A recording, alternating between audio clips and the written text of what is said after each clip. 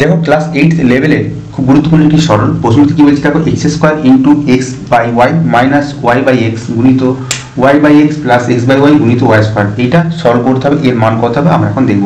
তো এই প্রশ্নটা আমরা কিভাবে সমাধান করছি দেখো। তো এখান থেকে আমাদের x স্কয়ার আছে, x স্কয়ার লিখলাম, কোন চিহ্ন দিয়ে দেখো x এবং y এর লসাগু কত হবে xy, ঠিক আছে। এর নিচে যেহেতু y আছে তার মানে x দিয়ে উপরটাকে গুণ করতে হবে, তার মানে আমাদের গুণ করতে হবে x স্কয়ার গুণ হবে, ঠিক আছে। এর নিচে যেহেতু x আছে মানে y দিয়ে উপরটা গুণ করলে আমরা পাচ্ছি y স্কয়ার, গুণ চিহ্ন দিয়ে এটাকে আমরা ব্র্যাকেট একটা দিয়ে দেবো।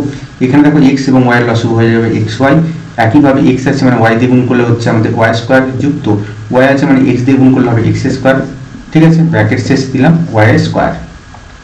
এবার আমরা কি করব দেখো, এখানে আমরা দেখতে পাচ্ছি যে এই x স্কয়ার y স্কয়ার যদি আমাদের এখানে হয় তাহলে কিন্তু কেটে যাচ্ছে। তো আমি একটু তবু পরের স্টেপটা করে দিচ্ছি।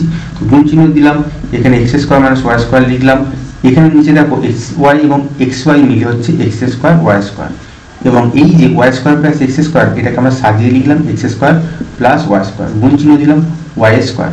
তো এখান থেকে দেখতে পাচ্ছি x স্কয়ার কেটে যাচ্ছে, y স্কয়ার কেটে যাচ্ছে, তাহলে আমাদের এখানে কত পড়ে থাকছে x square minus y square into x square plus y square. তাহলে a minus b into a plus b মানে কত হয় a স্কয়ার মাইনাস b তার হোল স্কয়ার।